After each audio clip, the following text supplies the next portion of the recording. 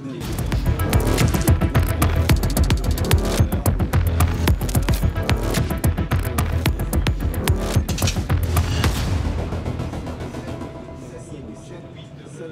retour ici à Berck-sur-Mer pour l'ouverture du championnat de France des sables 3AS Racing. L'épreuve du Beach Cross de Berck, Pas-de-Calais, va entrer dans ses moments les plus décisifs sous vos yeux avec l'un des favoris de la finale quad. Le voici, Jérémy Warnia. Vous le connaissez bien, Sergueï. Il a déjà remporté cette course à de nombreuses reprises. Il y a 2 ans, bon, il était un petit peu plus dans le dur, mais là il revient avec beaucoup d'ambition. Effectivement, il s'est entraîné sérieusement, il a travaillé sur son quad puisque c'est un mécanicien hors pair. C'est un garçon qui est doué, motivé, qui a fait le championnat de France, qui l'a remporté plusieurs fois, le championnat de France de motocross, hein, des courses de quad donc sur la terre. Il a fait le championnat de France de course sur sable qu'il a remporté plusieurs fois. Il a remporté l'Enduropal du Touquet, il a même été champion des États-Unis en quad. Donc c'est un grand champion, c'est un garçon doué, c'est un garçon qui va nous régaler par sa technique, sa rapidité. Évidemment, dans les 2 manches qui ont été disputées, il a rencontré quelques difficultés, mais il a fait des résultats qui lui permettent d'être aux avant-postes. Et juste à côté de lui, Dossard numéro 1, l'autre grand favori. Les 2 copains sont juste l'un à côté de l'autre. Romain Coupry que vous voyez ici, casque noir, dans sa tenue souvent habituelle. Romain, vainqueur en titre il y a 2 ans, champion de France des sables en titre. Il remet son titre en jeu, il va faire toute la saison. Et ce sera bien sûr l'un des grands favoris également de cette finale. Alors qu'on peut noter, Sergueï, que pour les quads, il n'y a pas de grille comme en moto. Mais effectivement, ça fait quelques années que cette décision a été prise pour la sécurité, puisqu'il y a un rebond au moment où les roues des quads tapent sur la grille, et qui peut être dangereux pour le quadeur et pour les quadeurs qui suivent. Donc pour des raisons évidentes de sécurité, ça a été mis en place, et ce qui est magnifique à constater, c'est le bon sens et la bienveillance de tous ces pilotes qui respectent les ordres du directeur de course.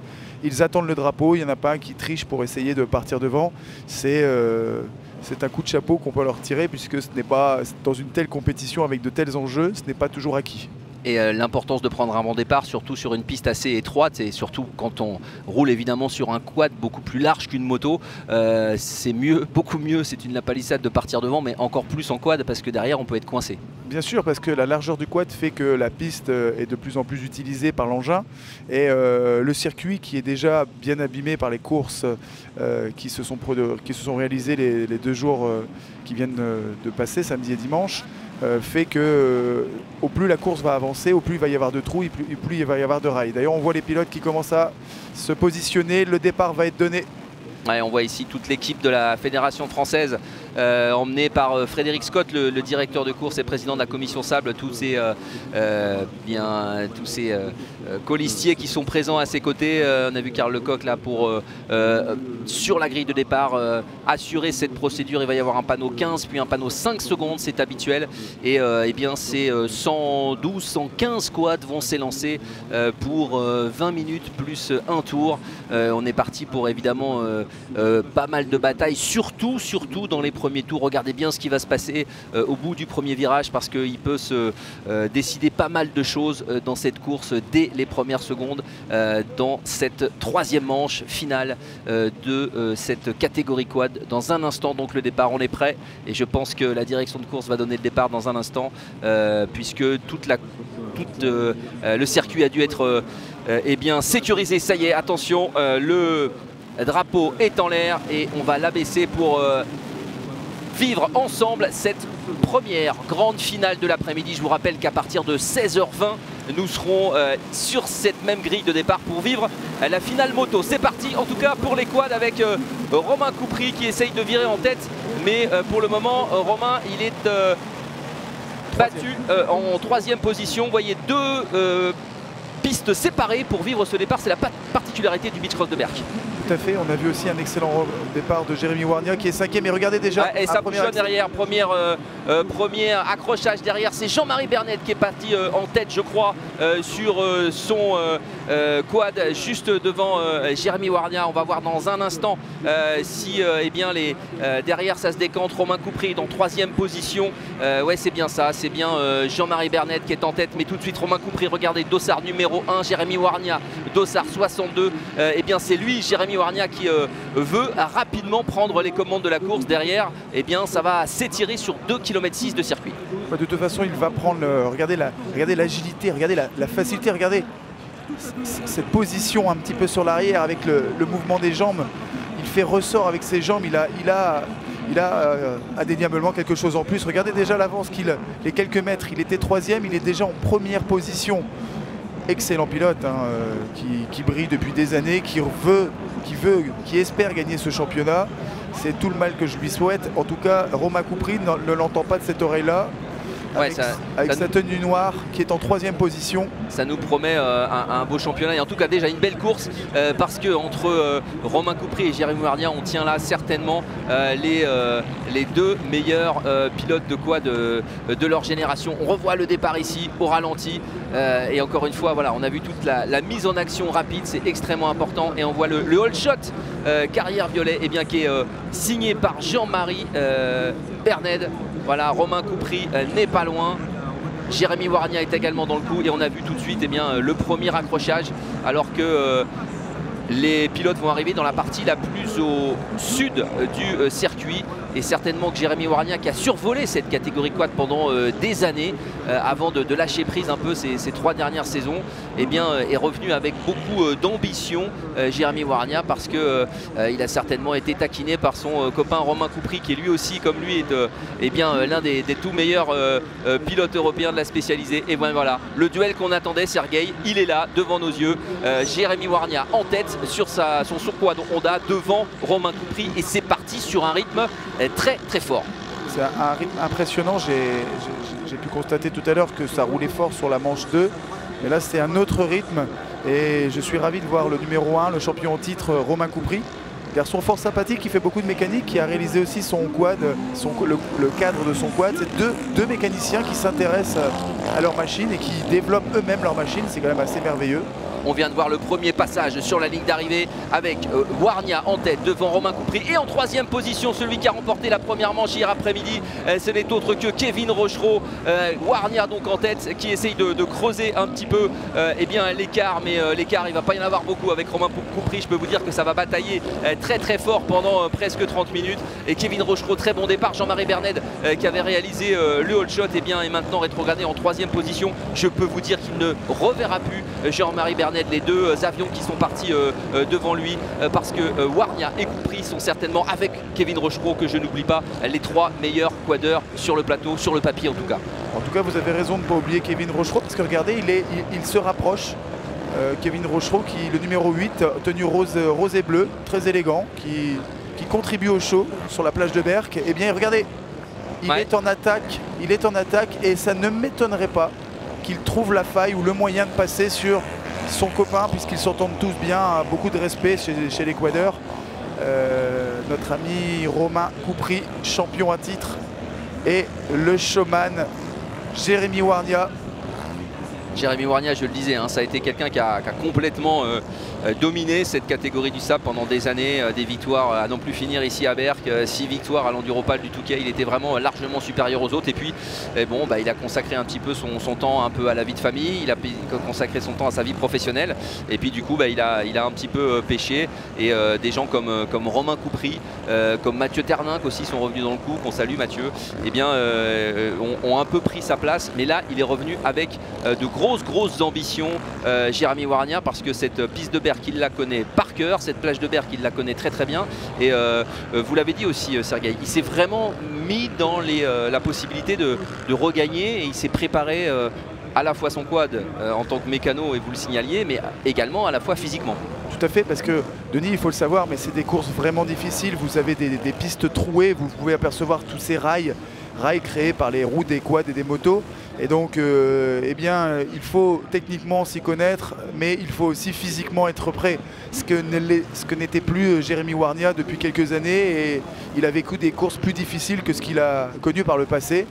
Donc là, on voit qu'il est en forme, et ils sont 3 à être en forme, tant mieux pour le spectacle, tant mieux pour les spectateurs et les téléspectateurs. C'est un départ de course vraiment plaisant. Ouais, les trois Français qu'on attendait sont présents, certainement un peu plus loin. On retrouvera quelques quelques pilotes belges, je pense à notamment Olivier Van den Dijk qui avait bien performé dans la deuxième manche, mais j'ai l'impression que les trois ont fait un peu le trou devant. On le voit ici, Warnia un peu plus écarté que les autres, mais quel rythme! Et on voit que la piste, et ça c'est une indication pour la finale moto, hein, je vous rappelle qu'on la vivra en direct cette finale moto à partir de 16h20, la piste est défoncée déjà. Donc déjà quand on est sur un quad c'est pas évident, et derrière les motos tout à l'heure vont arriver sur une piste extrêmement technique, alors que Romain Coupry est en train de porter une attaque. Romain Coupry est en train de revenir dans, je vais pas dire dans les roues de Jérémy Warnia, mais pas loin. Tout à fait, là ça s'est resserré, on voyait Kevin Rochereau qui revenait sur le numéro 1, Romain Coupry, mais Romain Coupry revient sur Jérémy Warnia qui se retourne. Ça c'est une mauvaise indication. Jérémy Warnia, quand on commence à regarder derrière, c'est qu'on n'est pas aussi à l'aise qu'on ne souhaiterait l'être. Bien que c'est un showman et qu'il soit vraiment facile sur son quad, attention à ne pas se déconcentrer. Et regardez, le quad blanc de Kevin Rochereau, les trois Français. Ouais, c'est en train de revenir très fort sous le portique d'arrivée que vous venez de voir passer, 13 minutes 15 avant eh bien, que le chrono n'affiche le dernier tour, mais ça va durer encore pas mal de temps parce que les pilotes dans les derniers tours eh bien, devront rattraper les pilotes amateurs qu'ils vont doubler, et ça sera évidemment beaucoup plus difficile, alors que pour le moment dans ces premiers tours vous le voyez, eh bien, Jérémy Warnia est en tête, alors que là ça y est, Romain Coupry il est presque en train de perdre sa deuxième place au profit de Kevin Rochereau. Si, ça y est, c'est passé. Kevin Rochereau est passé en deuxième place. Kevin, deuxième place, et il est en train peut-être de fondre sur Jérémy Warnia. Pour le moment, ça c'est une indication. Warnia en tête, mais Rochereau très fort.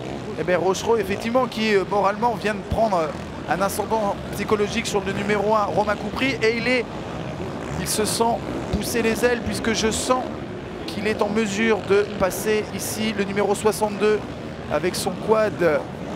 Et première indication, Sergueï, là on va arriver dans ce qui fait le sel de ces courses, c'est-à-dire que les pilotes vont arriver sur les amateurs qui sont partis en même temps qu'eux, mais qui roulent tellement moins vite que ça y est, ils sont en train de leur prendre un tour.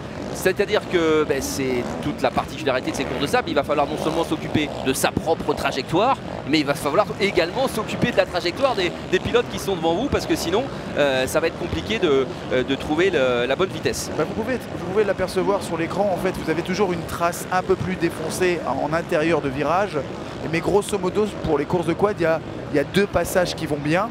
Et donc effectivement, quand vous vous retrouvez avec des pilotes qui ont une vitesse moins importante, des pilotes amateurs qui se font plaisir, effectivement, et quand vous remontez sur ces pilotes, ça amène du piment à la course.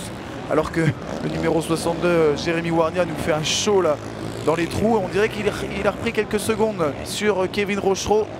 Regardez, il y a une petite espace de sécurité, une petite distance de sécurité s'est créée. Et effectivement, entre ces pilotes retardataires, ces pilotes moins rapides qu'eux, il va falloir trouver les bonnes traces et la bonne concentration pour les dépasser sans perdre de temps. Souvent, ce qui fait la différence, et c'est une qualité de ces trois garçons, je dirais peut-être plus celle de Jérémy Warnia, qui a davantage de facilité, de mouvement en tout cas sur son quad. Et toujours est-il que là, un petit écart s'est créé entre les trois pilotes, et notamment le numéro 1, Romain Coupry, a perdu quelques mètres sur le numéro 8 de Kevin Rochereau. Vous faites bien de le signaler, Sergueï. Romain Coupry qui est en train de lâcher un petit peu. Le voici qui passe, alors que Kevin Rochereau, lui, se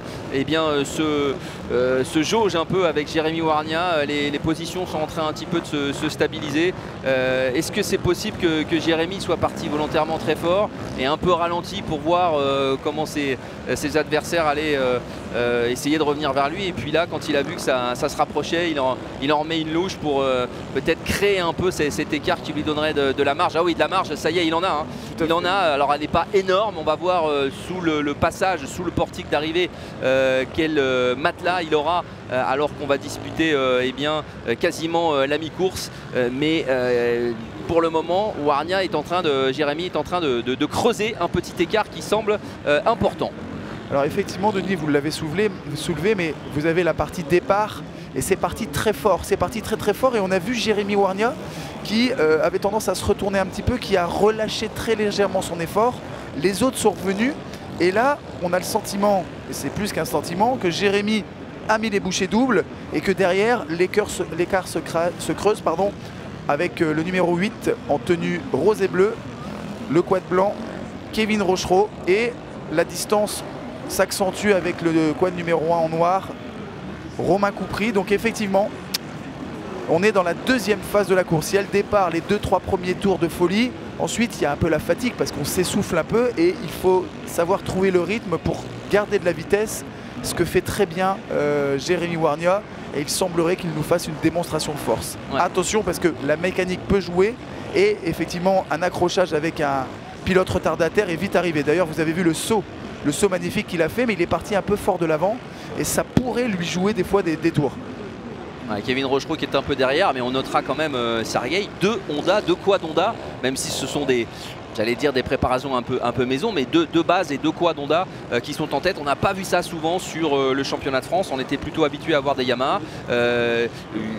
Romain Coupry roule sur un Yamaha Leggers là, qui est un peu aussi bien préparé, mais on est plutôt habitué à avoir des Yam devant dans la catégorie quad. Et là, pour le moment, eh bien, Jérémy et Kevin qui roulent sur Honda sont en train de montrer que eh bien, cette marque, ce constructeur peut aussi jouer un rôle important dans ces courses de sable. Et c'est évidemment quelque chose qu'il faudra surveiller pour la suite de la saison. Le voici, Romain Coupry, il est passé avec 13 secondes de retard, le pilote champion de France en titre sur ses 2 devanciers et notamment sur Jérémy Warnia. Ce petit écart pourrait être un petit peu décisif. Alors, petit clin d'œil à la famille Rochereau, hein, parce qu'en 6e position, eh bien, il y a Charlie Rochereau, le frère de Kevin Rochereau, me semble-t-il, qui ont donc 2 de la même famille dans les 6 premiers. C'est beau, c'est toujours intéressant de voir des familles qui s'investissent dans des compétitions, et notamment cette course ici à Berck, cette course de quad menée de main de maître par Jérémy Warnia sur son quad 62. Ouais, Jérémy Warnia qui, regardez, on le voit sur ces images au ralenti, eh bien, qui est en train de dominer cette course de quad absolument de façon magnifique. Mais Kevin Rochereau eh bien, est juste derrière, alors qu'on va aborder bientôt le money time de cette course. On ne serait pas complet ici à Berck, et on passerait à côté de quelque chose si évidemment on n'évoquait pas l'autre grand rendez-vous, et Dieu sait s'il y en a ici à Berck, mais l'autre grand rendez-vous qui se déroule dans cette ville de la Côte d'Opale. Je veux parler des rencontres internationales de cerf-volant, et on va faire un toute petite aparté de quelques secondes pour évoquer avec Bruno Cousin, le maire de cette ville, eh bien, cette rencontre, ces rencontres qui vont enfin revenir. Le beach cross symbolise le retour de la vie, le retour des événements après une année forcément difficile pour tout le monde. Monsieur Cousin, Bruno, vous êtes heureux de nous rappeler que, eh bien, en avril prochain, il y aura également un autre événement qui symbolise la ville de Berck. Oui, tout à fait. Je viens d'annoncer effectivement les dates des prochaines rencontres internationales de cerf-volant qui auront lieu à Berck-sur-Mer du 23 avril au 1er mai, après 2 ans d'éclipse, puisque vous savez que les rencontres internationales de cerf-volant ont été la manifestation qui ont été les premières victimes en fait du confinement. Cette année, bien entendu, il n'en était pas question non plus. Donc, ravi, heureux de pouvoir accueillir un public très nombreux pour les rencontres internationales de 2022 à partir du 23 avril sur cette belle plage de Berck-sur-Mer que vous avez pu découvrir à l'occasion du Beach Cross. C'est une plage magnifique. Je pense que les pilotes aujourd'hui s'en donnent à cœur joie. Ils sont tous là, on les voit chaud bouillants, et c'est vraiment un très beau spectacle. Ben, en tout cas, merci d'être venu en tout cas nous dire quelques mots. La plage, c'est évidemment ce qu'il y a de plus magnifique pour toutes ces activités. Des centaines de milliers de personnes viennent chaque année en avril-mai vivre ces rencontres de cerf-volant.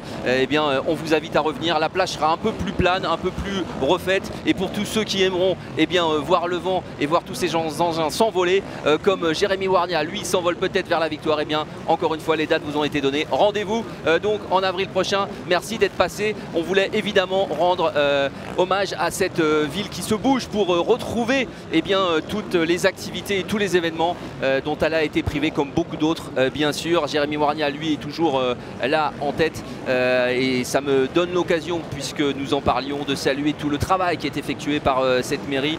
L'organisateur du Beach Cross de Berck, c'est le club du Touquet Automoto, présidé par Jean-Marc Brodbeck et toute son équipe de bénévoles, mais il y a également quasiment une co-organisation avec la ville de Berck Et je pourrais citer Romain Roger, Francis Senet, toutes ces personnes qui nous aident à vraiment construire toute cette retransmission et d'être ici avec vous aujourd'hui. C'était important évidemment de les signaler. Voilà, petit aparté, mais pour Jérémy Moirnia, en revanche, Sergueï, c'est toujours le même planning, c'est toujours la même trajectoire dans ce virage qui le conduit dans la partie la plus au nord du circuit. Il est en train de réaliser vraiment quasiment la course parfaite. Bien, effectivement, un départ exceptionnel. Et là, il s'envole. 8 secondes d'avance sur Kevin Rochereau, 27 secondes sur Romain Coupry. Rendez-vous compte, ils sont restés plusieurs tours à 2 secondes. Ils étaient 3 quads dans 2 secondes d'écart. Et là, regardez comment il dribble, il surfe.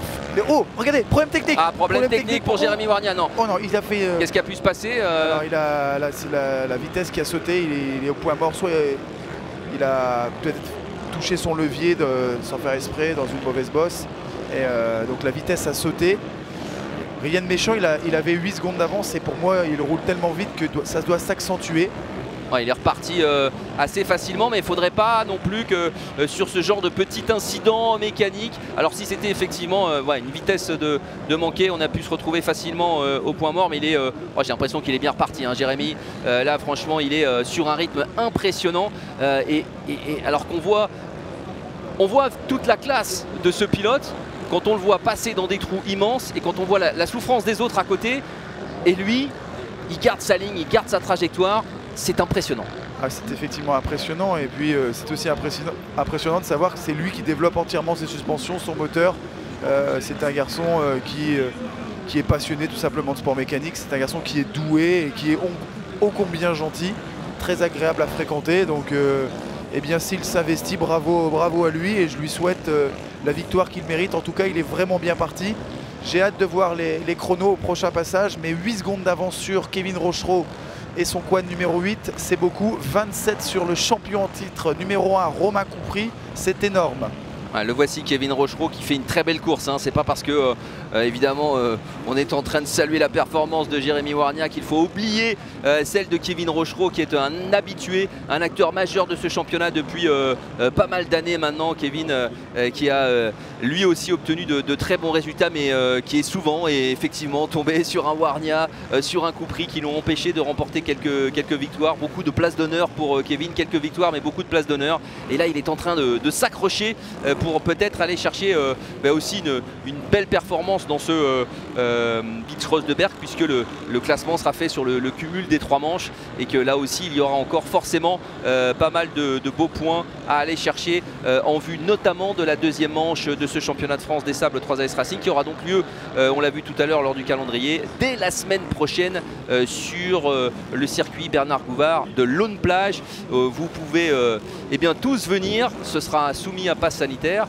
mais tous les spectateurs pourront assister à un spectacle assez formidable. Alors Kevin Rochereau, voilà, lui passe à l'instant sous le portique d'arrivée. On va avoir dans quelques instants l'écart qui le sépare avec Jérémy Moirnia, pardon. Romain Coupry lui est bien derrière, 7 secondes et quelques pour Jérémy Moirnia. C'est pas encore un matelas suffisant, hein, parce que on va le voir ici, on va rentrer dans l'avant-dernier tour, dernière minute du temps effectif, et puis derrière il y aura encore un tour, donc il faut se méfier.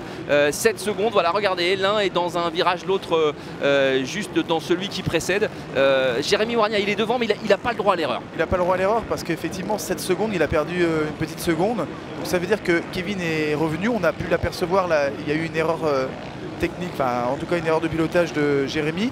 Et Jérémy qui d'ailleurs, regardez, prend davantage les extérieurs, il essaye de ne plus passer dans ces zones avec les rails, les trous, ce qui n'est pas le cas de Kevin Rochereau qui prend davantage la partie centrale, beaucoup de trous. Ça veut dire qu'il semblerait que Kevin ait un physique qui soit plus consistant que celui de Jérémy. Mais Jérémy, en fin renard, en fin pilote, avec toute l'expérience qu'il a, essaye justement d'écarter la trajectoire et d'aller dans une zone où il y a moins de trous. C'est intelligent pour la suite de la course. Est-ce que ça veut dire qu'il assure ou est-ce que ça veut dire qu'il y a un petit peu de fatigue qui se met en place? Avec 7 secondes, rien n'est joué, Denis. Ouais, rien n'est joué, alors qu'on voit que ça y est, les 20 minutes sont écoulées, on est dans l'avant-dernier tour. Le prochain passage sous le portique d'arrivée symbolisera l'entrée dans le dernier tour de cette dernière manche quad, de cette finale quad ici au Beach Cross de Berck, Pas-de-Calais. Et Jérémy Warnia qui a pris la tête, je vous le rappelle, au bout de quelques centaines de mètres en dépassant rapidement Jean-Marie Bernet, toujours quatrième quant à lui, qui avait réalisé le hold shot. Et bien Jérémy Warnia donc a été impérial depuis le début de cette finale. Et dans les bosses, il s'accroche. Mais là, c'est un peu plus dur, on a l'impression, pour Jérémy. Ah là, c'est beaucoup plus dur parce que le circuit s'est fortement dégradé. On a pu voir sur cette magnifique vue aérienne avec toutes les vagues qui se créent. Mais on voit surtout le quad de Jérémy qui bouge beaucoup. Et je peux vous dire aussi qu'il commence un petit peu à fatiguer. Donc, on est dans l'avant-dernier tour qui est bien entamé. Il ne restera plus qu'un tour. Oh, oh, ouais, j'ai le numéro 8, qui est à l'arrêt. Est-ce que Kevin Rochereau est un petit peu à l'arrêt? Il semblait un petit peu ralenti sur ces images. On va voir si c'est consécutif à un éventuel problème mécanique. Alors que dans cette partie-là, je crois que ça tient aussi tout simplement à certaines zones du circuit qui sont plus fluides que les autres. Il y en a certaines qui sont vraiment défoncées. Il y en a d'autres où les quads peuvent avoir des trajectoires beaucoup plus prononcées, beaucoup plus souples, beaucoup plus fluides. Et ça permet tout simplement de creuser l'écart sur d'autres portions. Voilà, il est reparti, Kevin Rochereau. Je pense qu'il a l'air, il a l'air bien. Là, il est effectivement, il est dans un passage un petit peu difficile. C'est pas évident de slalomer entre les bosses qui se sont creusées sur un circuit qui est maintenant complètement défoncé. Et on pense encore une fois, on pense aux motos tout à l'heure qui vont passer sur ce même circuit.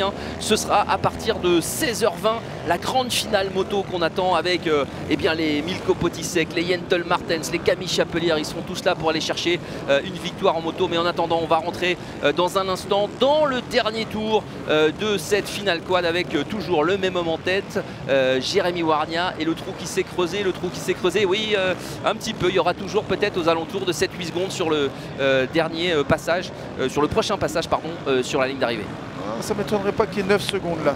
Il semblerait que Jérémy soit un tout petit peu mieux que Kevin. On voit que les deux subissent, le circuit est difficile. Les trous, les rails, effectivement vous le soulignez, mais pour les motos ça va être compliqué. De toute façon on la connaît cette course depuis le temps qu'elle existe. Effectivement moi c'était quelque chose que j'appréciais moyennement, tous ces rails de quad, mais par contre c'est quitte ou double, donc ça va être, les premiers tours vont vraiment être importants. Il ne faudra pas tomber sur la prochaine course. Et Jérémy Warnia est entré dans le dernier tour de ce beach cross. Jérémy Warnia qui est donc possède, on va le voir dans quelques instants s'afficher au niveau du classement, quelques secondes, une dizaine de secondes d'avance sur Kevin Rochereau que vous voyez ici sur son quad Honda, tout comme Jérémy Warnia, deux hommes en tête, deux Honda en tête. C'était pas arrivé depuis longtemps sur ce championnat de France des sables. La dernière Honda qui s'était imposée, ou du moins illustrée dans ce championnat, c'est la Honda du néerlandais Mike van Griesven, qui est longtemps venu sur ces courses mais qui n'est pas là cette année. Donc là on va avoir peut-être pour l'une des premières fois dans l'histoire du beach cross certainement une victoire Honda, certainement celle de Jérémy Warnia. Voilà, vous l'avez dit, on était aux alentours de 7 secondes, on est passé à 8 secondes et quelques. C'est pas encore énorme, mais Jérémy Warnia dans ce dernier tour il est en train peut-être de confirmer son avance, mais il peut pas se relâcher. Il ne peut pas se relâcher et de toute façon il en garde un peu sur la poignée, mais on voit son corps, son casque, ses épaules ont tendance à accuser davantage les trous. Pour autant la bonne position dans le virage, vous voyez, le corps penché vers l'intérieur du virage pour équilibrer, pour éviter au quad de se retourner. Regardez, il recoupe, il passe à l'intérieur, magnifique geste technique. Non, il est en forme. Sauf problème mécanique, sauf accrochage avec un autre pilote, je ne vois pas comment Kevin Rochereau pourra battre le 62 dans le département 62. Tout est fait, on y est, Denis. La Honda va gagner, peut-être, en tout cas un de ces deux pilotes semble bien parti. Ouais, on y est vraiment dans ces derniers tours avec Jérémy Warnia, effectivement aérien, je dirais aérien, Jérémy Warnia dans ce dernier tour, parce que vraiment là il a été tout à fait impérial depuis le début de ce beach cross, ne réalisant peut-être pas le meilleur départ, mais prenant rapidement les commandes de cette course. Warnia devant Rochereau, Romain Coupry est loin derrière. Ça c'est une surprise quand même, Sergueï, on attendait Romain Coupry un peu mieux. Elle est vraiment difficile cette partie, Ça c'est là que les pilotes sont en train de lâcher un petit peu, parce que là on a l'impression qu'ils sont à l'arrêt. Alors certains sont à l'arrêt, Kevin Rochereau que vous voyez ici, lui il n'est pas à l'arrêt, mais c'est difficile pour lui, c'est pas des oups mais c'est pas loin. Effectivement c'est une démonstration de force, il faut savoir appuyer sur les jambes, tirer sur les bras, accepter les mauvais chocs de l'avant, les roues qui qui ne rebondissent pas de la même façon sur la droite ou la gauche, parce que vous avez des suites de trous mais qui ne sont pas symétriques. Des fois vous avez des petits trous, des gros trous, des ornières, un pilote qui change de trajectoire, vous avez un peu de sable sur les lunettes, tout ça, non, c'est pas ça. Mais quoi qu'il en soit, pour l'instant, Jérémy Warnia est en forme et semble parti sous la menace toujours de Kevin Rochereau pour s'imposer sur cette épreuve. Oh oui, il est plus que bien parti, Jérémy Warnia. Le voici dans les derniers hectomètres. La victoire dans ce beach cross de Berck, Pas-de-Calais, lui tend les bras. Jérémy Warnia, impérial depuis le début, qui a remporté cette épreuve à 5 reprises déjà et qui va s'imposer sous vos yeux après un comeback extraordinaire. Lui qui s'était un petit peu retiré des circuits, lui qu'on disait un petit peu en retrait, moins motivé, eh bien il a préparé son quad comme jamais et il est prêt à nouveau à inscrire son nom peut-être au palmarès de ce beach cross, pardon. Il voudra évidemment faire le calcul des premières et des deuxièmes manches, mais Warnia en tout cas dans cette troisième manche finale aura été absolument impériable. Ouais. Le voici Kevin Rochereau, il ne reviendra pas sur Jérémy Warnia, c'est impossible. Kevin Rochereau ici plein cadre, une belle deuxième place hein, pour Kevin, mais malheureusement ça ne suffira pas, il est tombé sur un Warnia tout simplement impeccable. Le voici, oh il est aérien, je disais qu'il est aérien, c'est exactement ça. Il est tout proche de sa nouvelle victoire. J'ai l'impression qu'il savoure tranquillement. Il lève le poing, il se permet de lever le poing alors que l'avant c'est pas non plus extraordinaire. Mais il a compris qu'il entrait dans les derniers instants pour profiter de cette nouvelle victoire ici à Berck pour le beach cross de Berck, Pas-de-Calais. Jérémy Warnia, vainqueur de cette finale quad, sans contestation, énorme victoire, énorme succès, énorme performance de Jérémy Warnia devant un Kevin Rochereau qu'on voit ici passer la ligne d'arrivée, qui aura été lui aussi extraordinaire, mais qui n'aura pas pu lutter contre un homme vraiment largement supérieur aujourd'hui, Kevin Rochereau. Donc on va retrouver ici dans un instant, mais c'est surtout Jérémy Warnia qu'on attend. Quelle performance de Jérémy, franchement on le voit ici voilà, au pied de sa machine, il est félicité par Frédéric Scott, le directeur de course. On va le retrouver j'espère dans un instant peut-être, en tout cas fabuleuse, les deux hommes se prennent dans les bras, c'est aussi ça, la famille du quad, hein, Sergueï. Alors que Romain Coupry, eh bien on a fini lui aussi, ouais, il était tout simplement en ce dimanche après-midi moins fort que ses copains, après deux manches qu'il avait, dont une en tout cas qu'il avait bien manœuvré, la deuxième qu'il avait remportée ce matin.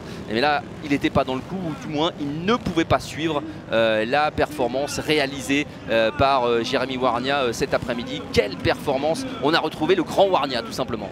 Effectivement, le grand Warnia entraîné, on voit quand même qu'il était fort content à l'arrivée. Là il s'est mis à côté du quad, il s'est allongé, il a remercié le ciel, il a remercié il a transmis sa joie de vivre, et ça veut dire que ça n'a pas dû être si facile que ça. De toute façon, on a pu le constater puisqu'ils finissent qu'à 7 secondes d'écart. 7 secondes, c'est pas grand chose sur ce type de course, mais effectivement, sa joie de vivre fait plaisir. Sa joie, en tout cas communicative, juste après le passage de l'arrivée, fait plaisir. Et Kevin Rochereau n'a pas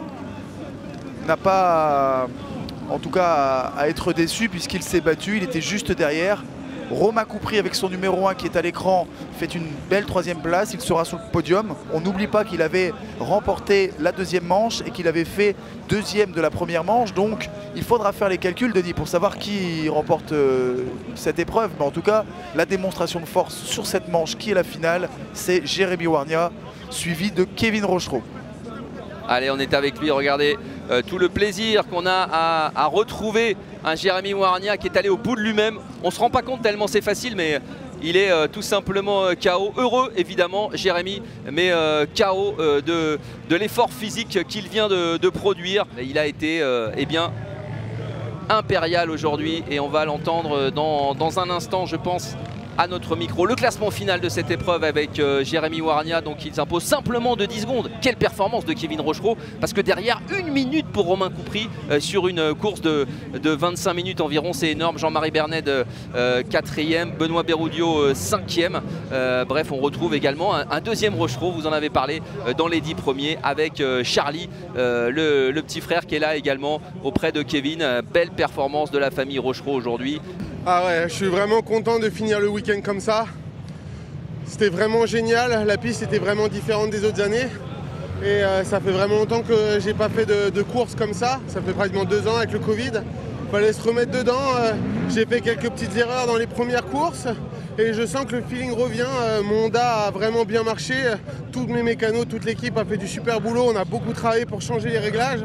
Voilà, au fur et à mesure de la course du week-end, ça progressait. Donc vraiment super content. Je n'ai pas pu me bagarrer avec Jérém ou avec Kevin comme en première manche. Mais c'est pas grave, je pense que je gagne le week-end. Donc je gagne les 2 premières manches bien. Du coup, c'est le principal, la machine marche bien. Le Team Dragon toujours derrière moi avec tous les sponsors. On a développé une nouvelle machine. Donc parfait, à part le petit souci mécanique de la dernière manche, ça aurait pu être un week-end parfait.